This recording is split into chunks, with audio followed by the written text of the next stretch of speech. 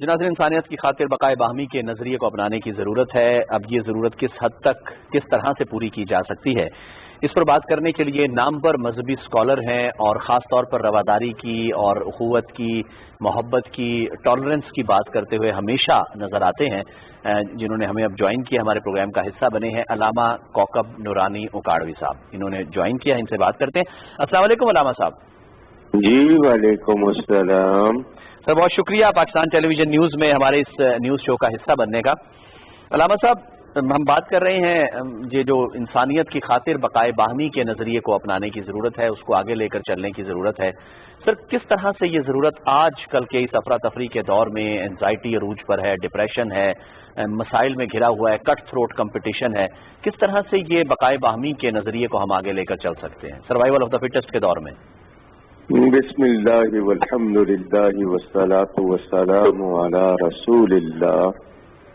محترم، ہمارے ہاں گفتار اور کردار کے فرق کو کبھی بھی نہیں سمجھا گیا، تعلیم اور تربیت کے فرق کو نہیں سمجھا گیا۔ ہم نے جس طرح لوگوں کو سکھانا تھا، سمجھانا تھا، اس میں فقدان رہا ہر طبقے کی طرف سے۔ میں اس میں کسی ایک کو ملزم نہیں ٹھہرا رہا، وہ تعلیمی نصاب ہو، وہ مساجد ہوں، وہ مدارس ہوں، وہ ادارے ہوں۔ اصل بات یہ ہوتی ہے کہ ہم قوم من حیث القوم کوئی اجتماعی سوچ نہیں رکھتے، ہمیں مفادات سے جوڑ دیا گیا، جس کی وجہ سے اجتماعی سوچ نکل گئی۔ اب ہر شخص اپنے مفاد کی بات کرتا ہے اور اس کو معاشی معاشرتی مسائل میں الجھا کر اس سے ہم نے وہ اسپرٹ یا وہ روح چھین لی ہے جو اس کے کردار کی تعمیر کرتی تھی۔ دین محبت کا نام ہے، دین خالص ہونے کا نام ہے۔ دین پہ مر مٹنے والے تو مل رہے ہیں، عمل کرنے والے نہیں مل رہے۔ اس کی وجہ کیا ہے وہ ہمارے سامنے ہے اور ہم اس پر کوئی کام نہیں کرنا چاہتے۔ یہاں پر لفاظی ہے، زبانی جمع خرچ ہے، عملی طور پر نہیں ہے۔ آپ اگر ہماری تاریخ پڑھیں تو ہمارے ہاں باقاعدہ کردار سازی ہوتی تھی، ہمارے ہاں ایک شخصیت کی تعمیر ہوتی تھی۔ اب ہمارے ہاں صرف اس کو ڈسٹرکشن کہہ لیں آپ جی، یا جو بھی آپ اس کو نام دے لیں۔ میں چاہوں گا کہ اس میں پوری قوم کو جذبے کے ساتھ شامل کرنے کے لیے وہ تمام کمزوریاں دور کی جائیں جن کی وجہ سے آج یہ فقدان ہے۔ علامہ صاحب یہ فرمائیے گا، بالکل آپ نے بہت خوبصورت بات کی کہ یہ خرابیاں جو ہیں ان کو دور کرنے کے لیے ایفرٹس بھی ہونی چاہیے اور سب سے بڑھ کر پہلے ان کو سمجھا جانا چاہیے کہ اس کی وجوہات میں کون کون سی چیزیں شامل ہیں۔ علامہ صاحب، کل وزیر اعظم عمران خان ایک جگہ پر اظہار خیال کر رہے تھے، انہوں نے کہا کہ اسلامو فوبیا کو لے کر وہ بہت زیادہ ایفرٹس کر رہے ہیں اور ہم یہ ایفرٹس ہوتی ہوئی دیکھ بھی رہے ہیں ان کی جانب سے، اور اس میں وزیر اعظم کا کہنا یہ تھا کہ ترکی ان کا ساتھ دیتا ہوا دکھائی دے رہا ہے، لیکن باقی جو مسلم ممالک ہیں وہ اس طرح سے آگے نہیں آ رہے ہیں جس طرح سے آگے آنا چاہیے۔ علامہ صاحب، ذرا ہمارے لیے، ہمارے دیکھنے والوں کے لیے روشنی ڈالیے گا کہ وہ کیا وجوہات ہیں جو مسلم امہ کو اسلامو فوبیا پر کھل کر بات کرنے سے روک رہی ہیں، دنیا کو سمجھانے سے روک رہی ہیں، اور پھر یہ بھی فرمائیے گا علامہ صاحب کہ ان وجوہات کو دور کس طرح سے کیا جائے۔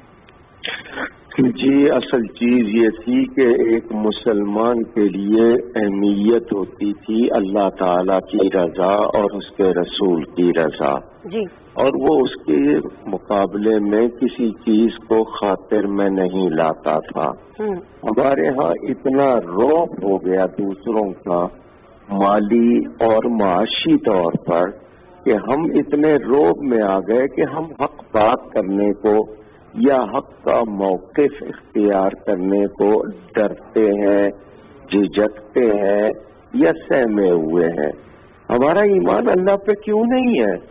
یہ لوگ ہمارے رازق نہیں ہیں، رازق اللہ تعالی ہے۔ بے شک فتح اور شکست کی تمام ہماری جب قوتیں اللہ سے وابستہ ہیں تو ہم ان لوگوں پر کیوں انحصار کرنے لگ گئے؟ جب سے ہماری یہ سوچ کے زاویے بدلے ہیں اس کے بعد سے OIC کہلاتی ہے غالباً، وہ جو اسلامک کانفرنس کیا کہتے ہیں، جی علامہ صاحب، آپ اس کے اجلاس دیکھ لیجیے، آج تک کوئی کارکردگی نہیں ہے۔ وہ فلسطین کا مسئلہ ہو، وہ کشمیر کا مسئلہ ہو، ناموس رسالت کا ہو، ختم نبوت کا ہو، آپ کو وہ اس پہ بات کرتے ہی نظر نہیں آتے۔ اس کی بنیادی وجہ ہمارے تمام لوگوں نے اس سوچ کو ختم کر دیا۔ اب ان کے لیے غیرت ایمانی جس کو ہم کہتے ہیں وہ ختم ہو چکی۔ ہمارا لباس، ہمارا کلچر، یعنی ہم خود کو کم سمجھنے لگ گئے جبکہ ہمارے پاس سب کچھ ہے، لیکن ہم روب میں ہیں اور اس روب کو دور نہیں کیا جا رہا۔ ہمیں اللہ تعالیٰ پر یقین کہیں ہمارا کمزور ہو گیا، اور اس کی جو وجہ ہے وہ کوئی ایسی نہیں ہے جو کہا جائے کہ بہت بڑی ہے اور ہم نہیں کر سکتے۔ ایک ارادے کی قوت ایسی ہے، آپ آج کریں، ترکی نے کیا یا عمران خان کہہ رہے ہیں تو دوسرے کیوں نہیں کہہ رہے؟ یہ اس کی وجہ جاننی ہے نا، وہ صرف اتنی ہے کہ ان لوگوں کے پاس اجتماعی سوچ نہیں ہے اور وہ اللہ تعالیٰ پر یقین چھوڑے ہوئے ہیں۔ صحیح۔ اچھا علامہ صاحب، اقبال نے فرمایا تھا کہ یہ دور اپنے براہیم کی تلاش میں ہے۔ علامہ صاحب، کس طرح سے مینج کیا جا سکتا ہے اب آگے، مطلب to look ahead, what next, کس طرح سے یہ ساری کی ساری چیزیں انکلکیٹ کی جا سکتی ہیں اس ماڈرن جدید دنیا میں جہاں سب کچھ جو ہے ہمارے سامنے ہے، ایک کلک پر ہے، اس میں یہ والی جو روایات ہیں جس کو آپ بہت خوبصورتی سے آپ نے مذہبی روایات اور ان کا نام دیا کہ پاسداری کرنی چاہیے، تو سر کس طرح سے انکلکیٹ کریں؟ مجھے یہ بتائیے کہ عمران صاحب نے جنرل اسمبلی میں یا یہاں بات کی ہے، جی، وہ کیوں نہیں مسلم سربراہان کے ساتھ ملے اس معاملے میں؟ اس موقف کو ان کے سامنے کیوں نہیں رکھا؟ ترکی اور یہ ملائیشیا یا پاکستان مل کے اگر اس سلسلے میں رابطے کریں گے تو لازمی بات ہے جب آپ پردے ہٹائیں گے تو ہی سورج کی روشنی واضح ہوگی۔ جب تک پردے گھیرے رہیں گے وہ اندھیرے میں رہیں گے۔